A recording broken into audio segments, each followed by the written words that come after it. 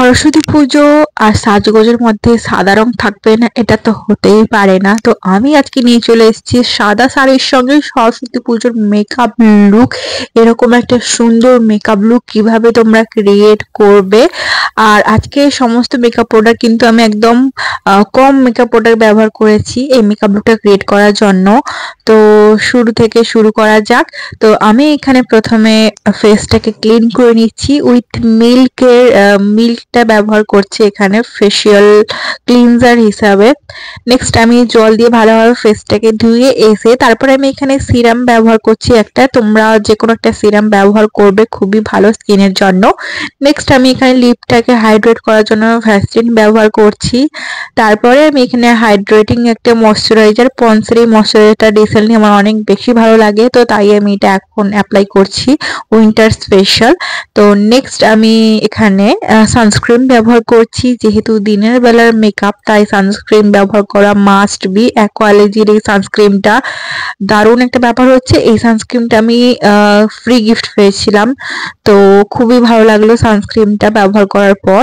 একদম non sticky, তোমরা কিন্তু এটা ব্যবহার করতে পারো। নেক্সট আমি এখানে কনসিলার দিয়েই পুরো ফুল ফেস মেকআপ করব, কোনো ধরনের ফাউন্ডেশন অ্যাপ্লাই করব না। তো তোমাদের কাছে যে কোনো ধরনের কনসিলার মানে যে কোনো ব্র্যান্ডের কনসিলার থাকলে ওটা ব্যবহার করতে পারো।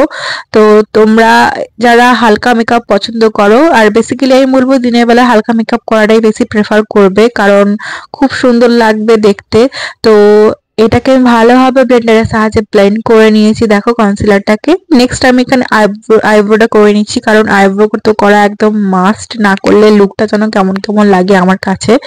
তো আমার আইব্রো একদম শেষের দিকে ভালোভাবে প্রোডাক্টটাকে ব্লেন্ড করে নিচ্ছি, দেন কনসিলার দিয়ে ভালোভাবে আইব্রোটাকে সেট করে নিয়েছি। নেক্সট আমি এখানে লিপস্টিক ব্যবহার করছি, লিপস্টিক প্যালেটটা হচ্ছে মার্স কসমেটিকের, অ্যাজ আ ব্লাশ হিসেবে আমি এখানে ব্যবহার করছি। এটা অনেক বেশি পিগমেন্টেড, তাই অল্প করে নিলেই কিন্তু হয়ে যায়।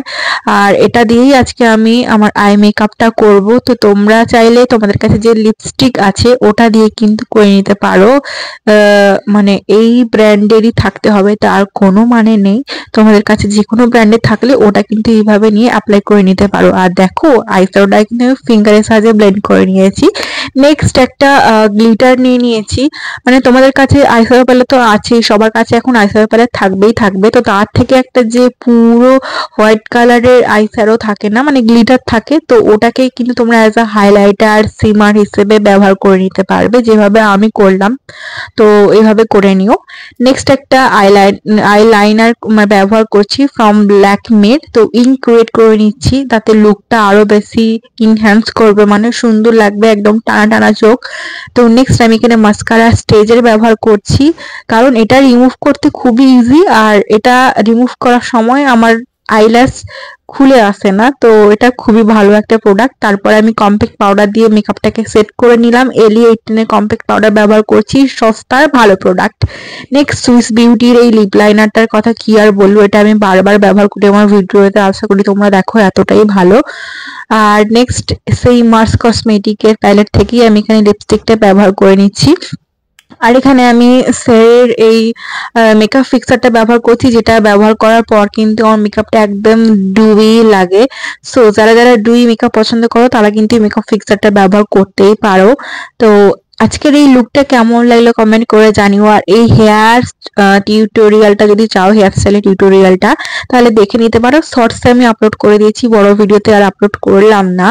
তো ভিডিওটা আর লুকটা কেমন লাগলো কমেন্ট করে জানিও, আর তোমরা কোন লুকটা ক্রিয়েট করবে ওটাও কমেন্ট করে জানিও। আমি কিন্তু আরো অনেকগুলো ভিডিও আপলোড করেছি, তোমরা দেখে নিতে পারো। ভিডিওটা ভালো লাগলে বেশি বেশি করে শেয়ার